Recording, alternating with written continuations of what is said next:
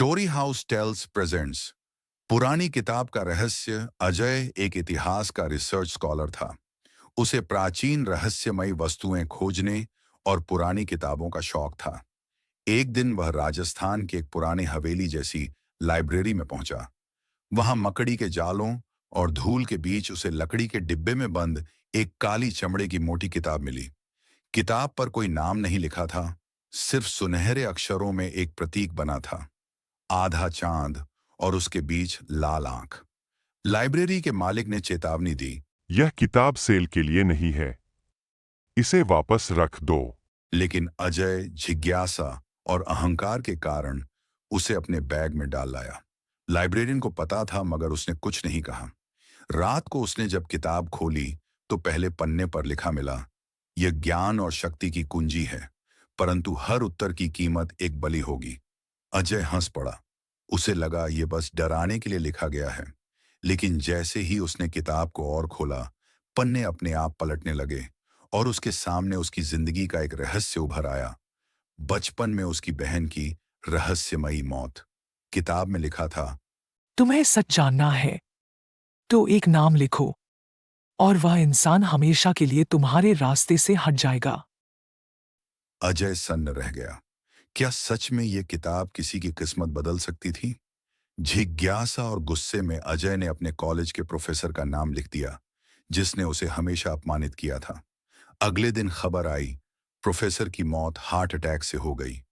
अजय के पैरों तले जमीन खिसक गई। यह संयोग नहीं हो सकता था। किताब सचमुच शक्ति रखती थी। धीरे धीरे अजय किताब के जादू का आदी हो गया। जिसने भी उसके रास्ते में रुकावट डाली, वह नाम किताब में दर्ज कर देता और हर बार वे अजीब हादसों में मर जाते। लेकिन हर मौत के बाद अजय का शरीर कमजोर होने लगा। आंखों के नीचे काले घेरे, हाथों पर काले निशान और रात में भयानक सपने। किताब के अगले पन्नों पर अब खून से लिखी एक चेतावनी उभर रही थी।